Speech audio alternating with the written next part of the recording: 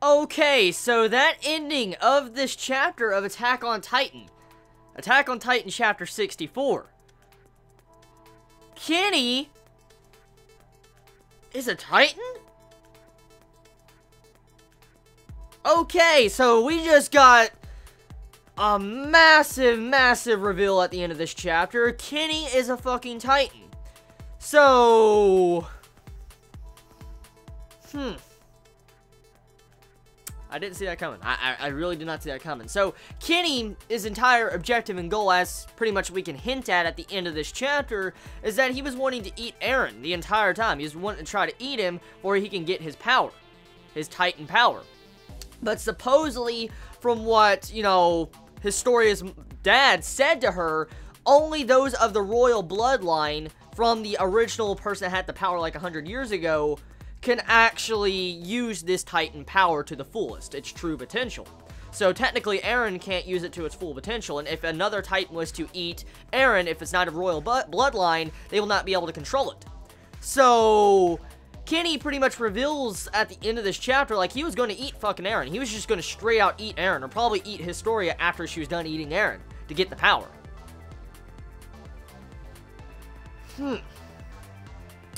Very interesting. Very interesting. Now, there's a couple things, though, with this chapter that raises a lot of questions.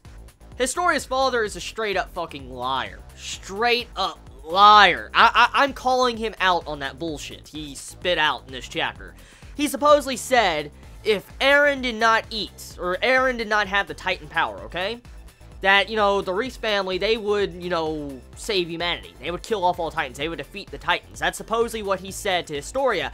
But then, I know for a fact Historia was going to come back with an argument, but she got interrupted at the end of the chapter. The argument I would have made, if I was in Historia's situation, to when, you know, her father says, like, oh, if it wasn't for, you know, the power being out of our hands, we would have saved all humanity, I call bullshit, because they had this Titan power for the past 100 years. And the past uncle, before, you know, Frida actually got it, did nothing. Did nothing at all. Not even Frida did anything to save humanity. Pretty much, you know, kill off all Titans. So I'm calling him out on that bullshit. I'm just calling him out on that bullshit. He's just coding this story with sugar and rainbows and just cupcakes. He's just coding it with a nice, happy picture. And then when she probably gets it, then the truth will be revealed. Because there's something else definitely going on here. I mean, here's another question too, okay? With this overall ending sequence, like, why does Kenny want the power? Like, where's his angle? What's Kenny's angle in this? Like, why does he want the power? I mean, of course, there's different reasons why someone would want the power, but I mean, where's Kenny's standpoint in all of this? Is he actually a friend of the Wall, pretty much? The people in the Wall with the royal bloodline? Or is he a friend with someone else, for instance, the people outside the Wall? Or is he his own third party? Is he just by himself? A lot of questions have been raised with this chapter, and it's not just that either. One thing, too, we find out that this royal bloodline, this Titan power that's being transferred from generation to generation pretty much for the past 100 years, and we don't technically know where this power originated from, besides this one Titan that made the walls that was revealed in this chapter, which, holy shit, I'll get into that in a moment. But supposedly, this one power that's been passed down, as we know, the memories of the previous person, the bearer of the Titan power, their memories will be passed on.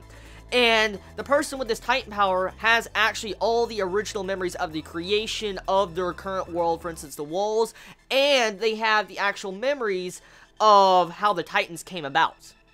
So, this is some very vital information that Eren actually has on him, and it brings up a lot of questions now. Or actually, it gives us slight answers and hints at things. For instance, we do know Eren still needs to go to the basement.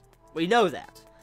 Now, this makes a lot more sense now, since technically Eren's father had these memories inside of him about the creation of how the foundation of the walls were made, and where the Titans came from, and what really happened in the past, since the memories were not altered like he has all the memories back.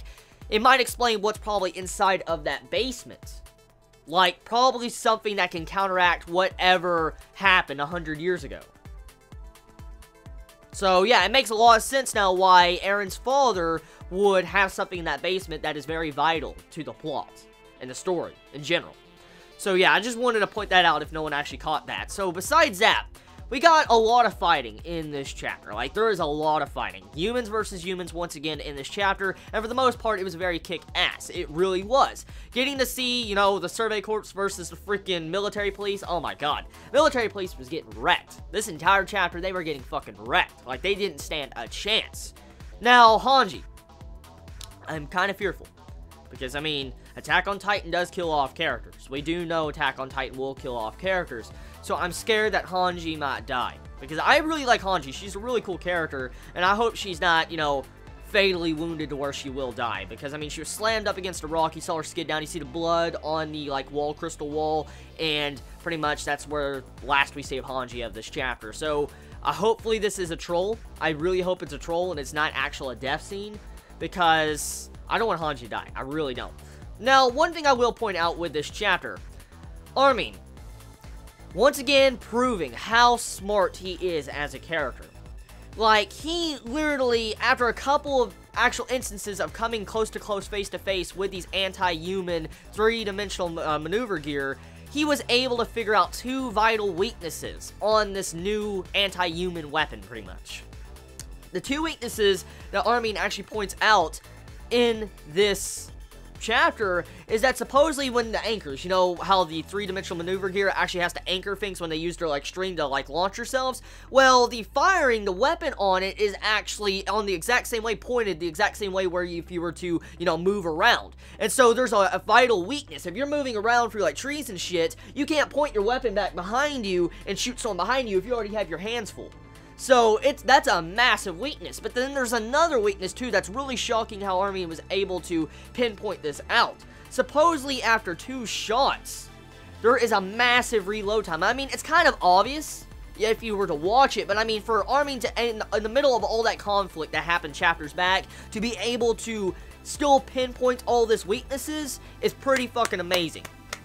I'm just saying right now, it's pretty fucking amazing for Armin to be able to actually point out these weaknesses in the trouble he faced a couple chapters back. So right there, loving that. Oh, damn. That's badass. Now, John, I want to say right now, he got a little bit of development in this chapter. Like, he actually was cutting a military police's neck. You saw him have his blade going inside the neck a little bit, and you saw how his face was. You had it to where his face was emphasized in a panel, so clearly we're starting to see a lot of development in our team, our group. They're starting to develop to where they will kill humans to survive. So it's kind of sad to see that, but there's been a lot of development in this arc for a lot of these characters, and I'm truly appreciating that. Now, overall, chapter. Massive, massive fucking reveals. Like, for instance, Eren holds the key to the true history of humanity, pretty much. And that one Titan is actually what caused everybody to lose their memories. The power of that Titan modified everybody's memories besides certain bloodlines, as we found out last chapter, but it's kind of revealed this chapter that Titan's power cannot affect certain bloodlines, which we don't know necessarily why that is. We don't know necessarily why that is, but, I mean, we can have assumptions and theories. So, overall, amazing chapter. Oh, dude. I'd say 8.5 or 9 out of 10 for this chapter. Fucking amazing. So, tell me your thoughts in the comments below. You all have a wonderful day or night wherever you live. Please be safe. Chibi out.